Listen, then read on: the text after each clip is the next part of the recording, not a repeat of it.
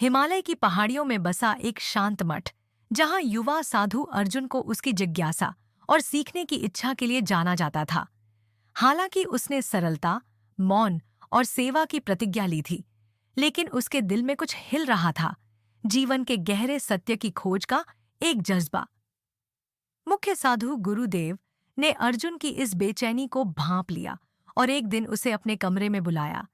अर्जुन, गुरुदेव ने कहा, उनकी ज्ञानी आंखें युवा साधु का अध्ययन करते हुए, मैं देखता हूं कि तुम्हारी आत्मा बेचैन है। जीवन के सार को समझने से पहले तुम्हें एक यात्रा पर निकलना होगा। लेकिन याद रखना, यह रास्ता चुनौतियों से भरा है और जो कुछ तुम देखोगे वह हमेशा वैसा नहीं होगा जैसा वह दिखता है। अर्जुन उत्सुक था।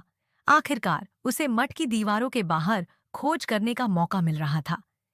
एक साधारण डंडा, एक कपड़े का थैला और गुरुदेव के रहस्यमय शब्दों के साथ उसने अगले सुबह निकलने का फैसला किया। उसका दिल उमंग से भरा हुआ था। जैसे जैसे अर्जुन घने जंगलों और शांत गांवों से गुजरता गया, उसे एक बढ़ती हुई स्वतंत्रता का अनुभव हुआ। दिन बीतते गए और एक दोपहर वह एक छोटे शहर में एक हलचल भरे बाजार में पहुंचा। वहां की हवा मसालों की खुशबू और गांव वालों की चहचहाट से भरी थी। भीड़ में एक अमीर व्यापारी सूरज ने अर्जुन का ध्यान आकर्षित किया। सूरज युवा साधु की साधारण उपस्थिति को देखकर उसकी ओर बढ़ा। उसकी आंखों में चमक थी।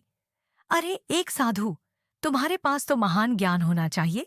सूरज ने एक बड़े मुस्कान के साथ कहा, मैंने तुम्हारी मदद मांगने की सोची है। क्या तुम मेरी मदद कर सकते हो? अर्जुन संकोच में था, लेकिन उत्सुकता भी थी।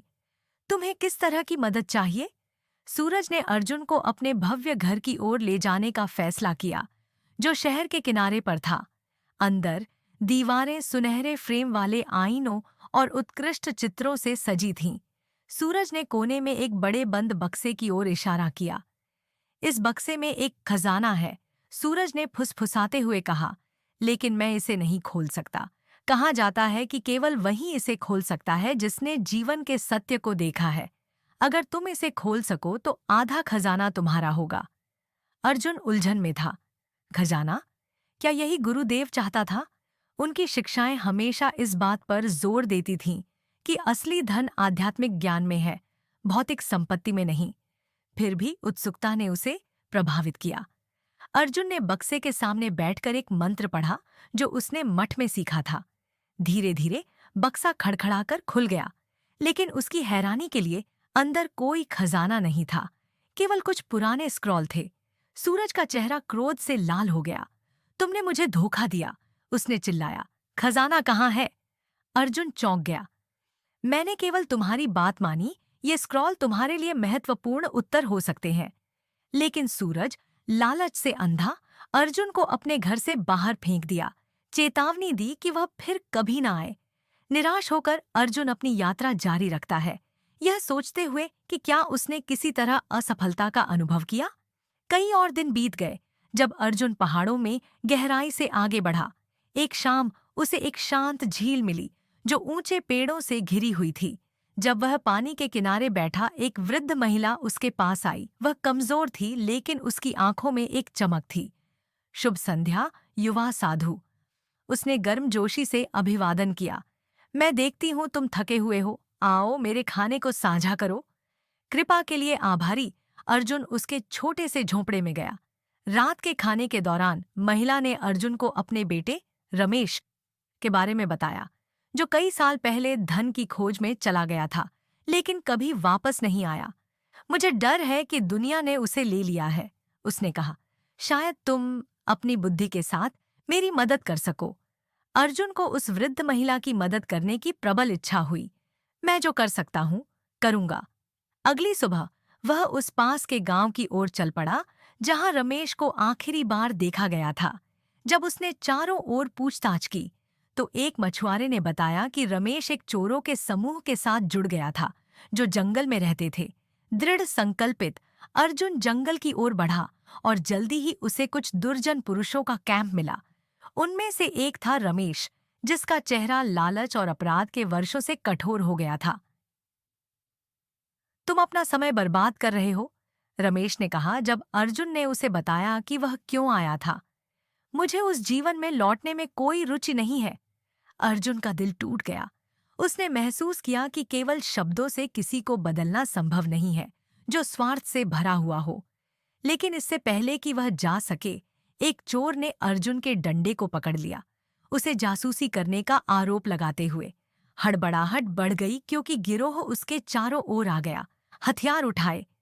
जब यह पूरी तरह से निराशाजनक लग रहा था, एक चमकदार रोशनी ने खाली जगह को भर दिया और हवा ठंडी हो गई। दूर से अर्जुन ने गुरुदेव की परिचित आवाज सुनी, याद रखो अर्जुन, जो कुछ तुम देखते हो वह हमेशा वैसा नहीं होता जैसा वह दिखता है। अर्जुन ने अपनी आंखें बंद की और फिर से मंत्र का जाप किया। जब उसने अपनी आंखें खोली तो चोर जमे हुए थे, जैसे समय ने खुद को रोक दिया हो। एक गहरी सांस लेते हुए अर्जुन ने शांतिपूर्वक वहां से निकलने का निर्णय लिया। उसका दिल एक नए समझ के साथ धड़क रहा था। अर्जुन वृद्ध महिला के झोंपड़े में वापस आया, लेकिन वह वहां नहीं थी। इसके बजाय उसके लिए एक नोट था। तुम्हारी दयालुता के लिए धन्यवाद। तुमने सत्य को पा लिया है।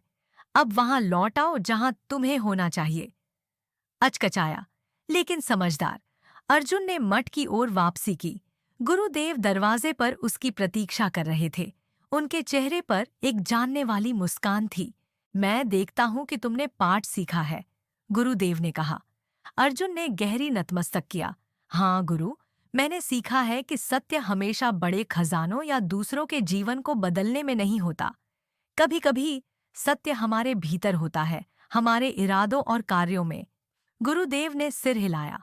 सच है, सबसे बड़ी समझ यह जानना है कि कब छोड़ना है, कब कार्य करना है और कब एक बड़ी योजना पर विश्वास करना है। जीवन में हम अक्सर बाहरी खजानों की तलाश करते हैं, चाहे वह धन, शक्ति या प्रभाव हो।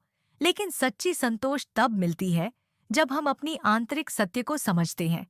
अर्जुन की यात्रा ने उसे सिखाया कि सत्य न तो दूसरों में होता है और न भौतिक चीजों में, बल्कि उस तरीके में होता है जिसमें हम जीवन की चुनौतियों का सामना करते हैं।